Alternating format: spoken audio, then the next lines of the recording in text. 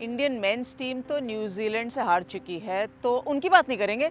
Indian women's team New Zealand से पहला one day international match जीत गई थी अहमदाबाद के अंदर। ऑफ कोर्स हम नरेंद्र मोदी स्टेडियम में मुकाबला खेल रहे हैं, श्रृंखला यहीं पर चलेगी।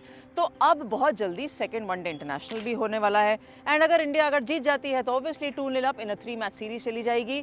तो बड़ी खबर क्या है, बात करते हैं उसकी।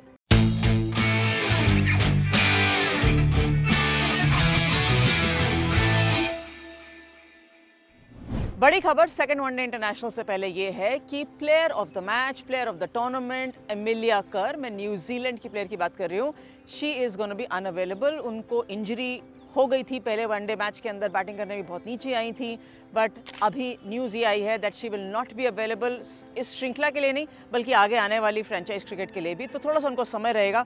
हालांकि एक नुकसान है, क्योंकि एक क्वालिटी प्लेयर देखने को नहीं मिलेगा क्राउड को, लोगों को, स्पेशली फ्रॉम न्यूजीलैंड। लेकिन कहीं ना कहीं इंडिया के लिए well they won't be complaining because she is actually a quality allrounder.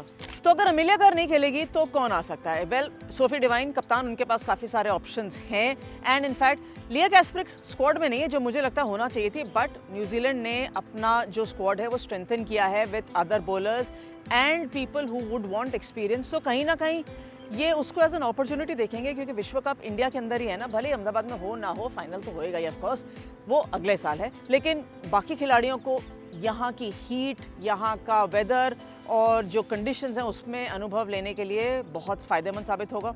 So of course force change ही सही, लेकिन न्यूजीलैंड को एक चेंज करना पड़ेगा अपने इस सेकंड वनडे इंटरनेशनल के लिए। इंडियन टीम क्या करेगी? इंडियन टीम में देखिए, पिछले जो फर्स्ट मैच था उसमें स्मृति मांधाना ने कप्तानी करी थी और उन्होंने कहा था कि हरमनप्रीत कौर चोटिल थी, इंजर्ड थी, निगल था। So most likely for the second one day international Harmanpreet Kaur should come into this lineup. तो अगर वो अंदर आएंगी तो बाहर कौन जाएगा?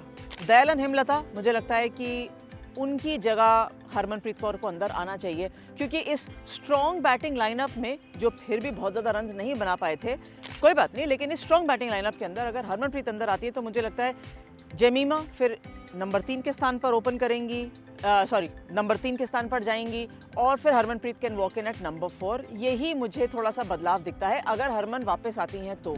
जहाँ तक बॉलिंग की बात है, Deepti Sharma again leading the way, Radha Yadav इस लाइनअप के अंदर रहेंगी, और जो फास्ट बॉलर्स हैं साइमा ठाकुर, अरुंधति रेड्डी, उनके साथ ही जाया जाएगा, एंड रेणुका सिंह ठाकुर।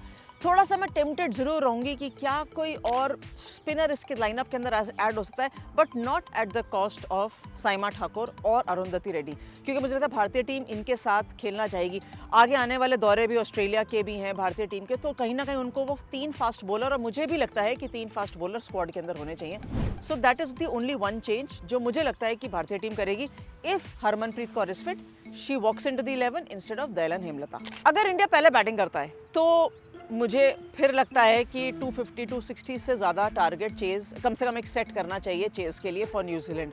लेकिन अगर न्यूजीलैंड टॉस जीतेगा ना तो पक्का है वो पहले कहेगा बैटिंग करा लो, क्योंकि जो पहला वनडे इंटरनेशनल था ना उस दिन बहुत गर्मी थी, इतनी ज़्यादा गर्मी थी कि आप ये लगा लीजिए कि जो 2020 का टूर्नामेंट खेल कर आए हुए हों, प्रिपेयर करके आए हों, वो उन्होंने 50 ओवर की फील्डिंग करी हो, भले ही 200-250 से कम रन बनाए थे भारतीय टीम ने, लेकिन उस गर्मी में वो कहते हैं ना दे वर कुक्ड, बिल्कुल दे वर कुक्ड। वहाँ कोई उनके लिए एक लीवे नहीं था कि वो रिलैक्स कर पाते, और उसका असर बैटिंग पर भी पड़ा। मैं बहाना नहीं मार रही कि न्यूजीलैंड ने चेस क्यों नहीं किया, मैं समझती भारतीय टीम ने गेंदबाजी अच्छी करी, दबाव डाला, लेकिन अगर वही सिनारियो इंडियन बैटर्स के सामने रहा कि उनको चेस करना पड़ा पहले 50 ओवर की फील्डिंग करके, तो फिर वो इससे कैसे कोप अप करते हैं?